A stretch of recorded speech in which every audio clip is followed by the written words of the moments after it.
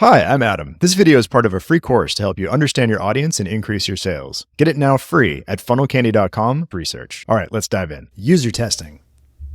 Here's a fun fact. 5 user tests will uncover 85% of all usability issues. And let me tell you, 5 user tests is not a lot of work to uncover 85% of your issues. So let's dive into how user testing works and how to get it done quickly. User testing is when you observe real users interacting with your website, your product, or your wireframes. The goal is to help you identify any of those user issues, gather additional feedback, and then assess how well they can accomplish the tasks that you've given them. Here's how user testing works. First, you want to find users from your target audience. You can do this by looking at analytics to get a sense of your demographics, or asking your existing customers. Then you want to ask them to perform some predefined tasks, and you want to ask them to speak their thoughts out loud. So for example, you can say, now you're starting on this homepage, I want you to pretend that you're going to buy. You'll then want to listen. That's the key word here. You want to listen, observe, and then note their interactions, their behavior, as well as their feedback. Believe me, you're going to learn a lot from this process. Here are some questions that you can ask during a user test. You've just arrived on the site. What is this site for, and what can you accomplish here? This gives you an excellent sense of somebody's first impression. And because they haven't seen the site before, you get a very clear sense on how clear your messaging is. You'd be amazed at how many user tests I ran over the years where I would ask people a question like this, and their response would be so far off from what the site was all about. So this is a valuable question to ask right at the beginning. You can also ask, does this site appear trustworthy? Why or why not? Again, a great indicator of how good you're making your first impression. Then ask them to do something. Can you find a particular product or piece of information? This will help you understand how people are going through the site and how easy it is to use. Once they've done that, now go through the checkout process without buying and tell them, remember to speak your thoughts out loud. You'd be amazed at the stuff that people say off the cuff during a user test. They wouldn't think to articulate this in like an email survey or a website poll, or even if you ask them directly, they probably wouldn't even think to say it. But because it's in that moment of truth, they're just thinking out loud, you get a glimpse inside of the psychology of what's going on as they're going through your site. Towards the end of the user test, you want to ask them a few additional questions. What did you like best about this site? What 3 things could be improved? And here's the real question, would you buy from this site? Why or why not? And before we move on, I want to instill a very important lesson here. The best user tests are the ones that bring a tear to your eye. They should make you sad. They should break your heart. And it's a tear of pain, but it turns into a tear of joy because now you know what to work on next. You've got a clear idea. Okay, I had 5 users and they all said this one thing really, really sucked. Like, this is what we need to work on. Right? It's really straightforward. So remember that. The best user tests will bring a tear to your eye. But we're not done yet. Here's a pro tip. As you're going through the user test with your users, then ask them to take a look at your competitor's site. Now, if you've been following along with this research course, you'll know the importance of looking at your competitors and getting feedback about them. Now you can get feedback from real users who will compare apples to apples, your site to theirs. As they're going through the site, ask them which they like better based on the following: the design, the offer, the ease of use, the checkout process. And then ask them which site would they buy from. This is a great way for you to understand what the market thinks about your site versus your competitors. The key to user testing, that is, if you're running the user test yourself and not using another service, as you're doing this process, you don't want to talk or interrupt. You just want to listen and observe. Use the questions that we've given you at the beginning of this video, and then zip it. Don't say anything. Let them talk out loud.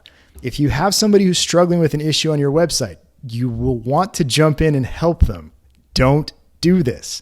Let them figure it out.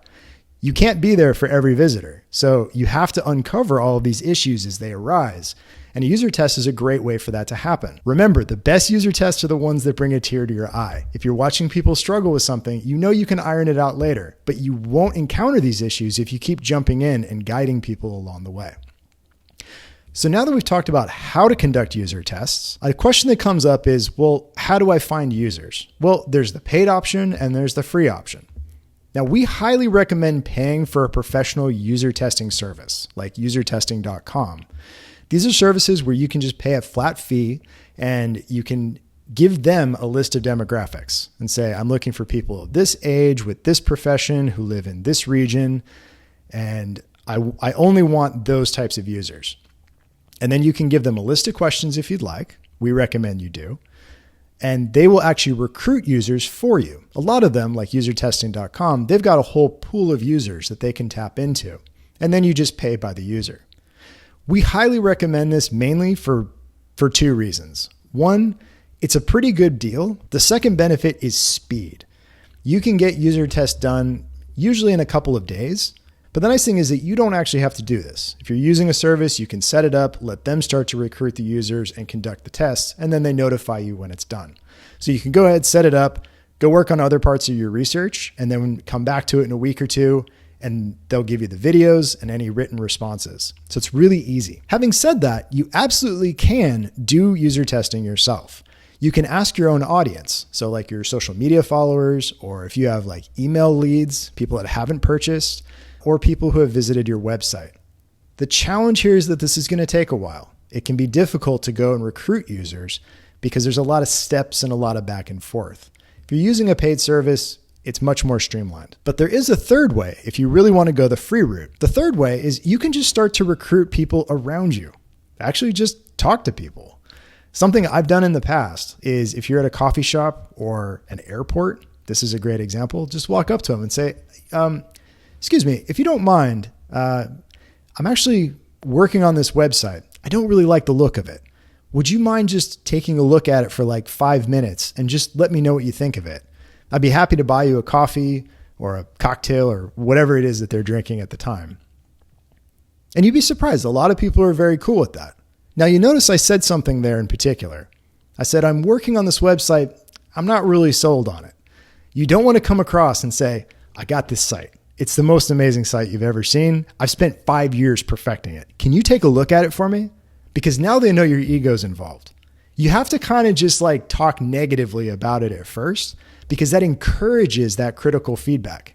Critical in both senses, because it's critical that you understand what they're saying. It's critical that you get that feedback as to what's working and what's not. A common question that comes up is, how many user tests should I run? Well, as I mentioned at the top of this video, studies show that 5 user tests are going to uncover 85% of all your usability issues. So go ahead and do that. That's going to solve most of those problems. You don't want to do 10 or 15 or 20 user tests. Just do 5, iterate based on the feedback, and then you can do another 5 on the new design. And keep in mind that this doesn't just apply to websites. You can run user tests on your apps. You can run them on your wireframes. If you have a new wireframe or a design that you're looking to test, but you haven't coded it yet, or if you're launching a new site, if you're a startup and you're just starting with something new, it's really useful to have users go through it before you start getting real traffic there. You can iron out things a lot faster running user tests on wireframes than you would on a fully coded page. Now, there's one caveat to this. We talked about having 5 users per user test. There's also desktop versus mobile. So if you have an even split of users on desktop and mobile, you'll probably want to do 5 on each because the experience can be very, very different. But again, if you're in a pinch and you just need to get some feedback, then by all means, just do 5 user tests and split them out on desktop or mobile or whatever people are using at the time. So to quickly recap, user testing is a fantastic way for you to see how real people use your site in the real world. It gives you a sense of how people use the site, but it also gives you a glimpse into their minds because they're speaking their thoughts out loud, and they will often reveal things that they wouldn't say in a survey or a poll or if you were just chatting with them face to face. You can conduct 5 user tests and uncover 85% of all usability issues. So don't do any more than that. Take 5 tests, iterate it on accordingly, and then move on. You can do another round shortly after. You can do user tests through a third-party service, or you can conduct it yourself with your social media following, your subscribers, or even your customers. A third option is to just ask people who are in your area. somebody who's you see at a coffee shop or at an airport. Even if these people aren't in your target market, they're still a human being that uses a website. And we all use websites differently. And people will start to uncover issues that your website or your design has.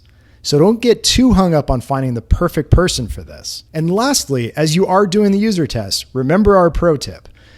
Once the user test is complete on your own site, ask them to take a look at your competitors as well and tell you which one they would buy from.